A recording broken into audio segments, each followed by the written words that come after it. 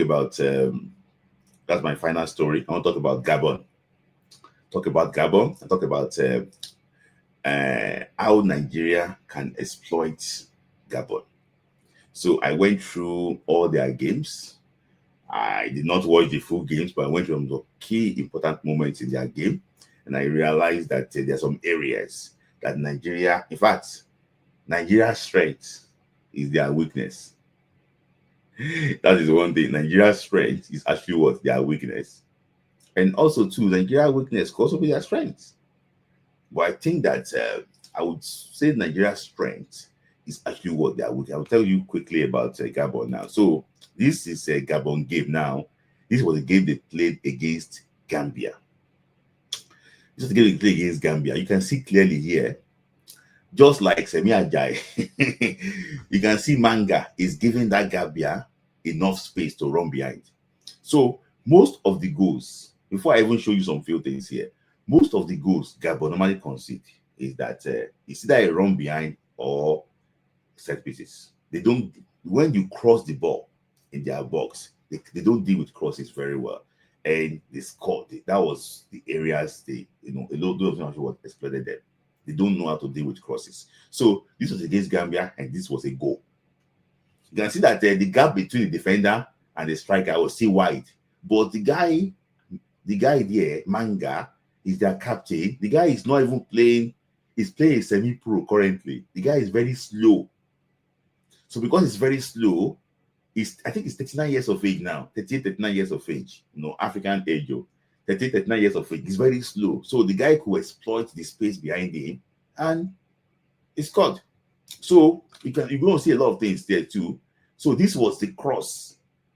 Anytime they cross the ball, there's always issue, there's always commotion in their box. They don't really know how to defend it. So these are the areas. Because that's why I said getting the cross in for Victor Osimhen running behind you. Imagine Victor Osimhen against Manga is a mismatch. With due respect, it's a big mismatch. It's a big mismatch. It's a big mismatch. And Gabon have been known not to sit back, except the coach now decided that, okay, guys, because of Victor Osimhen, I want to sit back. Manga against Victor Osimhen on 1v1 is a mismatch. It's a big mismatch. So crosses again, the keeper, with due respect to him, is a goalkeeper of San Pedro FC of Ivory Coast. So it's just like Nigeria's in Wabali now. So play in Africa. He's not really one of the best goalkeepers. So, so you saw a lot of mistakes from him.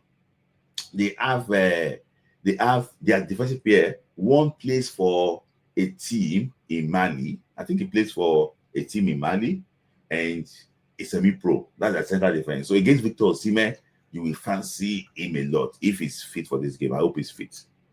So I told you about the ball behind. Can you see? This is another ball behind again. That is what they don't deal with balls behind. They don't deal with it because now Manga is not the one dealing with this ball behind. It was his defensive partner, but still they couldn't handle. So they can't handle a fast, a pacey player. So these are the things that this thing. So look at this under. Can you see under ball behind? This was a ball from the goalkeeper. This is the ball from the goalkeeper. You can see just a ball behind. The guy running for Gambia there, the guy is called Yakuba Mente. I know maybe you know the guy. The guy plays for Brighton FC in England. He outpaced them and he scored. So ball behind, these are the problems that they struggled. The Gambia coach really worked on Gabon's defense. That was the reason why he could be able to score 3 goals against them. He really exposed them in that game. If Eric Chille can also do the same thing too, if Eric Chille plays to Kodare, Gambia will be fine. Sorry, Gabon will be fine in that game. In fact, they might even beat Nigeria. The player that can give Gabon problem, apart from Victor Osimhen, is Terry Murphy. Running behind. Terry Murphy is so good at that, but I think he's injured now. Terry Murphy is good at that. Sididas is very good at running behind. If you are playing line, Sididas is very good at that.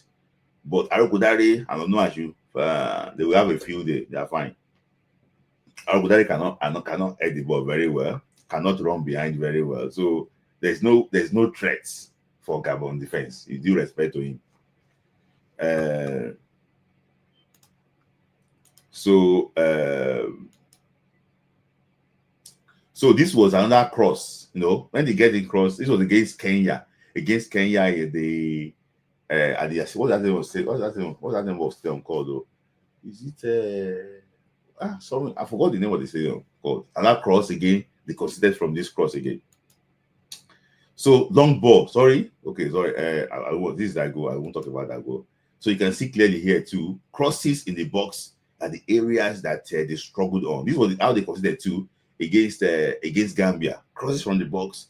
They actually they struggle on that. So the same thing too. Long balls. This was against Burundi. Burundi scored with this long ball. So getting long balls into those areas, they struggle to deal with it. That was how Burundi scored their only goal against Gabon. This game ended 2-1 in favor of Gabon, but that was how Burundi scored their only goal. So similar one too, crosses in the box against Gambia, they don't deal with it. Apologies for the quality of the day. This was against Kenya. Against Kenya, you can see straight away against Kenya. So this was how Kenya scored. Can you see? Just throw the ball in behind. They cannot deal with it. They cannot deal with it. This is how Kenya also scored against Gabon. So if you look at the summary of this whole thing now, there's two areas that I spotted. One, they don't like you getting the crosses in. And secondly, two, they don't like to play. When you play the ball in behind their defenders, they struggle to return. They are very slow. So we can also argue with Ekong too that Ekong against Aubameyang is going to be a very big mismatch.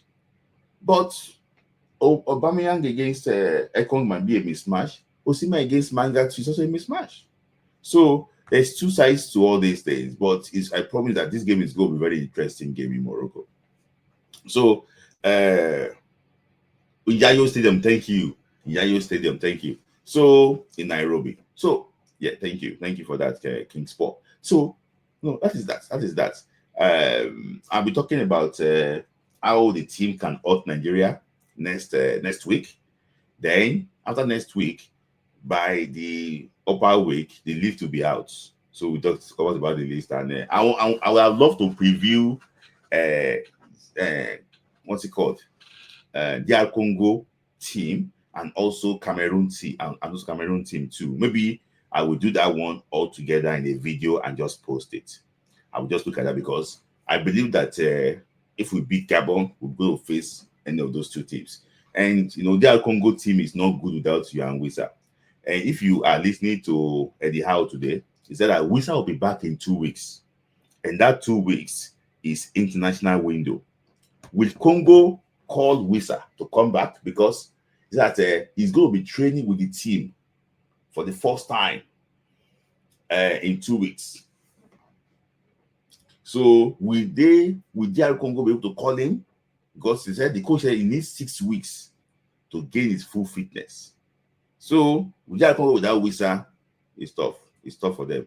I know Bakambu and Mayele, good players, but Wisa is the main man. Wisa is the main man. Honestly, Wisa is the main man. So that's the reason why they struggle slightly against Sudan and also against Togo, because Wisa is not there. So